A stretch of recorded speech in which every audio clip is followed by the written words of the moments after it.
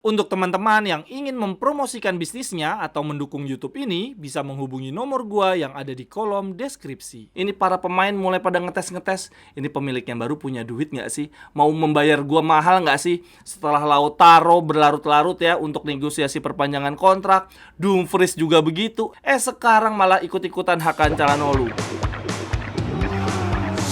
Cerewetan ceking kita, nyerewetin apa aja.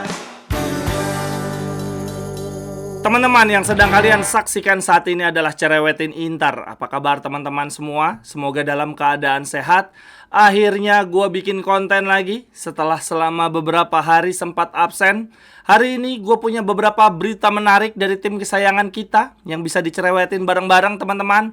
Berita yang pertama dari perhelatan Euro 2024 dan Copa America ya. Sampai dengan konten ini dibuat hari Rabu 26 Juni untuk Euro 2024 ada beberapa grup yang sudah menyelesaikan seluruh partainya ya. Sudah sampai dengan matchday ketiga. Untuk di tim nasional Italia ada Nicolo Barella dan Alessandro Bastoni yang tampil 90 menit untuk tim nasional Italia ketika bermain imbang 1-1 melawan Kroasia. Lalu kemudian ada Matteo Darmian dan Di Marco juga yang menjadi starter. Hanya saja untuk Darmian bermain 81 menit aja, lalu Di Marco bermain 57 menit. Kemudian ada Davide Fratesi yang masuk dari bangku cadangan di jeda pertandingan. Dia bermain 45 menit sebagai pemain pengganti. Dengan hasil imbang melawan Kroasia, berarti Italia memastikan diri masuk ke babak 16 besar Euro 2024. Lalu kemudian pemain lainnya ada Christian Aslani teman-teman dari Albania yang bermain 90 menit ketika negaranya kalah 1-0 dari Spanyol. Akan tetapi apresiasi khusus harus kita berikan kepada Aslani. Wah, ini pengalamannya semakin bertambah ya. Dia bermain penuh di 3 pertandingan babak grup. Lalu kemudian di Swiss ada Jan Sommer yang juga bermain 90 menit ketika bermain 1-1 melawan tuan rumah Jerman. Swiss juga melaju ke babak 16 besar teman-teman. Lalu ada Belanda, Steven de Vrij tampil 90 menit untuk Belanda saat kalah 2-3 melawan Arnaud Taufik teman-teman di Euro 2024. Sedangkan Denzel Dumfries sebagai pemain pengganti tidak dimainkan sama sekali. Di kubu Austria ada penyerang kita sekaligus kapten tim nasional ya, Arnaud Taufik tampil 78 menit. Ini Austria membuat kejutan, finish di peringkat pertama di babak grup ya, berada di atasnya Perancis dan Belanda. Austria, Perancis, dan Belanda semuanya lolos ke babak 16 besar. Untuk di tim nasional Perancis kita punya Marcus Thuram dan Pavard, tetapi di pertandingan terakhir tidak dimainkan sama sekali ketika tim nasional Perancis bermain 1-1 melawan Polandia. Lalu untuk Polandia sayangnya tidak melaju ke babak 16 besar ya, padahal ada pemain Inter di situ, Zielinski. Tetapi hal baiknya adalah berarti Zielinski punya waktu cukup ya untuk istirahat dan ikut pramusim sejak awal. Kemudian kita beralih ke Copa America. Ada Lautaro Martinez yang kembali menjadi pemain cadangan di partai kedua Copa America ya. Dia hanya tampil 17 menit saja, tetapi dia mencetak gol kemenangannya, mencetak gol satu-satunya untuk Argentina ketika mengalahkan Chili 1-0. Valentin Carboni tidak dimainkan sama sekali. Lalu kemudian di kubu sang lawan ada penyerang kita. Sampai dengan tanggal 1 Juli, Alexis Sanchez masih berstatus pemain Inter ya. Dia tampil 66 menit. Luar biasa untuk Argentina, berarti memastikan lolos ke babak berikutnya. Lalu pemain Inter lainnya di Copa America ada Tajon Buchanan yang kali ini di partai kedua menjadi pemain cadangan ya. Waktu di partai pertama Kanada lawan Argentina itu Buchanan jadi pemain inti, tetapi sayangnya penampilannya kurang memuaskan. Nah ini di partai kedua dia jadi pemain cadangan, cuma tampil 24 menit ketika Kanada mengalahkan Peru 1-0. Berarti teman-teman sejauh ini di perhelatan internasional Euro 2024 dan Copa America ada 2 pemain Inter yang dipastikan tidak melanjutkan kiprahnya, yaitu Aslani dan Zielinski. Tetapi menurut gue itu kabar baik tersendiri ya buat kita, karena 2 pemain ini bisa segera bergabung ke pramusim yang rencananya teman-teman akan dimulai di 13 Juni 2024. Kurang lebih 3 minggu lagi pramusim akan segera dimulai. Padahal nih teman-teman, kalau gue lihat dari jadwal Copa America dan Euro ya, ini jadwal finalnya nyaris bersamaan di tanggal 15 Juli. Tetapi pramusim kita mulainya di 13 Juli. Berarti ini teman-teman akan ada banyak pemain Inter yang tidak bisa bergabung di pramusim sejak awal ya. Terlebih ya teman-teman, ini untuk pemain-pemain yang negaranya lolos ke final atau semifinal aja Copa America ataupun Euro. Ini berarti mereka bisa-bisa terlambat pemusatan latihan 2-3 minggu. Karena kan pasti mereka setelah selesai Euro atau Copa America tetap butuh istirahat ya. Setelah menjalani musim yang penuh dengan tekanan, mereka pasti butuh istirahat fisik maupun mental. Lalu kemudian terkait pemusatan latihan pramusim kita teman-teman, ini dari berita terakhir dikatakan bahwa Inter tidak akan melakukan tur antar benua di pramusim kali ini.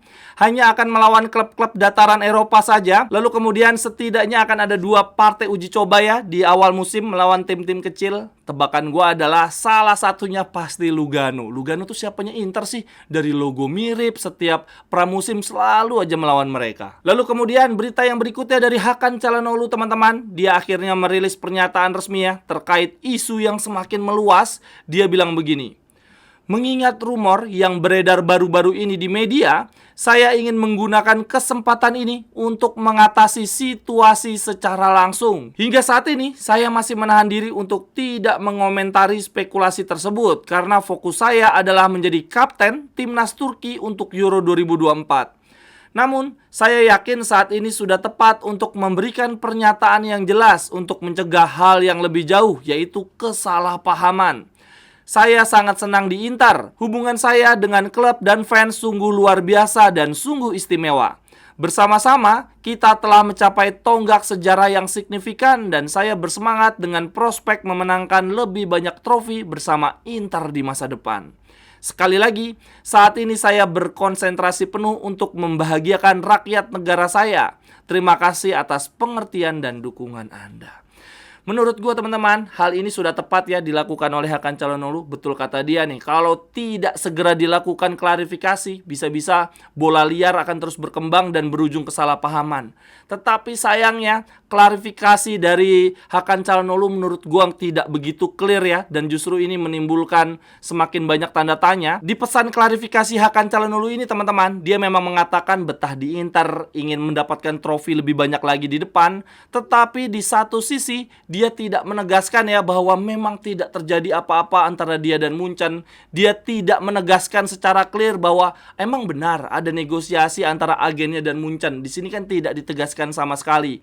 Dan terlebih di sini nih Hakan Çalhanoğlu mengatakan saat ini fokus saya sedang di Euro. Kalau dari kalimat ini ya bisa-bisa Hakan Çalhanoğlu ingin bilang bahwa nanti setelah Turki akhirnya angkat koper dari Euro, baru deh dia akan meneruskan negosiasi dengan Munchen. Lalu kemudian teman-teman setelah Çalhanoğlu memposting klarifikasinya ya di Instagram, itu ada komen dari 2 pemain Inter. Ada dari Arnautovic yang bilang bahwa what a player, what a person, respect gitu ya. Ini si Arnautovic memuji Çalhanoğlu ya sebagai pemain yang luar biasa, pemain yang penuh dengan rasa hormat. Lalu kemudian ada komen juga dari Thuram yang memberikan icon love. Nah, yang menarik dari isu Hakan Çalhanoğlu ini teman-teman, sebelumnya ada kabar juga nih dari FC Internews. Mereka mengatakan bahwa Hakan Çalhanoğlu telah menginformasikan Inter tentang minat Bayern Munchen dan dia menginginkan kontrak dengan nominal yang sama dari Inter seperti yang ditawarkan oleh Bayern Munchen, yaitu kontrak baru sampai dengan tahun 2028 senilai 8 juta per tahun. Lalu kemudian di sini dituliskan juga bahwa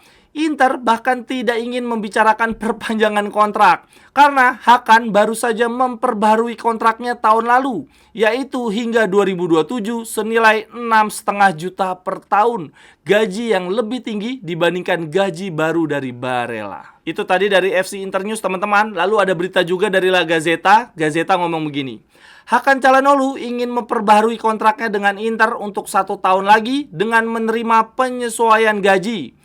Inter sangat menentang hal ini, mengingat sang gelandang baru saja memperbaharui kontraknya tahun lalu hingga 2027 dan sudah menerima gaji hampir 7 juta per tahun, lebih tinggi dibandingkan Barella yang baru saja memperbaharui kontraknya hingga 2029. Aduh, Çalhanoğlu lo nggak usah aneh-aneh, hidup lo udah terangkat bersama Inter, nggak usah neko-neko. Dan kalaupun tidak betah di Inter ya udah ngomong aja, kita semua pasti ikhlas ya, sudah terbiasa kehilangan pemain bintang dan akan datang bintang-bintang yang baru. Tetapi teman-teman, setelah gua pikir-pikir nih, kayaknya ini adalah efek kita memiliki pemilik yang baru ya, presiden yang baru. Ini para pemain mulai pada ngetes-ngetes. Ini pemilik yang baru punya duit nggak sih? Mau membayar gua mahal nggak sih? Setelah Lautaro berlarut-larut ya untuk negosiasi perpanjangan kontrak. Dumfries juga begitu. Sekarang malah ikut-ikutan Hakan Calhanoglu. Berarti ini emang cuman Barella nih yang tidak pakai neko-neko dalam urusan perpanjangan kontrak. Lalu kemudian terkait Hakan Calhanoglu, teman-teman, ini ada berita juga dari La Gazzetta yang mengatakan tidak lama lagi tawaran resmi dari Bayern Munchen untuk Hakan Calhanoglu akan segera tiba. Inter ingin memulai diskusi di harga 70 juta. Inter ingin menyelesaikan terkait isu transfer ini sebelum pramusim 13 Juli, terutama karena Inter harus mencari pemain penggantinya. Wah, kalau 70 juta, ini startnya loh 70 juta ya, semoga bisa bengkak ya. Ataupun kalau seturun-turunnya ya, semoga masih di 60 juta lah. Ini udahlah, dilepas aja, kita akan cari pemain pengganti. Lalu kemudian terkait Hakan Calhanoglu, teman-teman, ini Kurva Nord juga bereaksi ya. Mereka memberikan pernyataan resmi juga. Kurva Nord ngomong begini, kami mengetahui Anda orang yang seperti apa dan kami telah mendapatkan konfirmasi. Tidak seperti orang lain yang ingin mendapatkan uang. Anda lebih memilih cinta orang-orang di sekitar Anda. Dan Anda juga mencintai warna ini. Tidak seperti orang lain yang memandang uang. Anda lebih memilih cinta dan warna yang Anda miliki saat ini. Tindakan selalu didahulukan sebelum kata-kata. Wah, ini ada tekanan tersendiri ya dari Kurva Nord. Kalau benar nih lo selama ini ngomong cinta, lebih memilih orang-orang di sekitar dan warna yang dikenakan, tindakan harus lebih dulu dibandingkan dengan kata-kata. Ini benar-benar nih, ini tekanan dari Kurva Nord supaya Hakan Calhanoglu memegang teguh janjinya. Teman-teman yang ingin membeli jersey atau pernak-pernik sepak bola lainnya, linknya ada di kolom deskripsi ya. Terima kasih. Lalu kemudian yang terakhir untuk cerewetin Inter hari ini, teman-teman, beberapa waktu yang lalu ada pertemuan nih untuk membahas renovasi San Siro. Aduh, ngapain juga direnovasi. Yang menyelenggarakan pertemuan ini adalah pemerintah kota Milan ya, gubernurnya namanya Sala, yang dihadiri oleh perwakilan Inter dan juga perwakilan Milan. Tentu saja untuk Inter diwakili oleh CEO Corporate Antonello.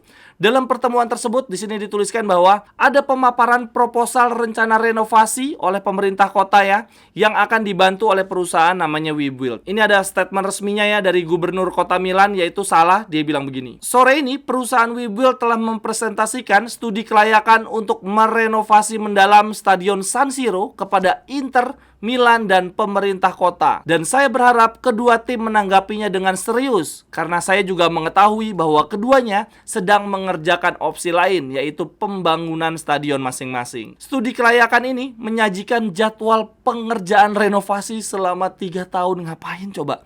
Dengan pengurangan kapasitas stadion selama pengerjaan yang sepenuhnya dapat diterima.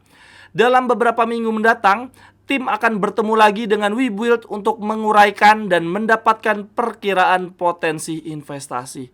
Ada aja teman-teman. Kita nih ya, Inter dan Milan bahkan sudah punya rencana membangun stadion yang baru. Ini pemerintah kota malah punya rencana renovasi dan renovasinya 3 tahun. Ngapain? Mendingan uangnya buat bangun stadion yang baru kan. Ini jadi semakin terlihat kenapa kita sulit banget mendapatkan izin ya. Proses pembangunan stadionnya kok dipersulit oleh pemerintah kota Milan. Ini sepertinya ya, pemerintah kota setempat memang mendapatkan uang yang lumayan nih, cuan-cuan dari proyek Stadion San Siro. Ya, pembangunan taman lah, renovasi lah. Ini artinya kalau Inter dan Milan benar-benar akhirnya minggat dari San Siro ya, punya stadion masing-masing, ya sudah, pemerintah kota setempat kehilangan lahan-lahan basah nih dari San Siro. Dan lagian ya teman-teman, ngapain juga renovasi sampai 3 tahun coba? Udah gitu pakai acara pengurangan kapasitas lagi. Itu kan artinya pengurangan pendapatan juga bagi Inter dan Milan. Sekian dulu untuk cerewetin Inter hari ini teman-teman. Silahkan tuliskan pendapat teman-teman di kolom komentar. Sampai ketemu di cerewetan-cerewetan berikutnya. Bye-bye, thank you.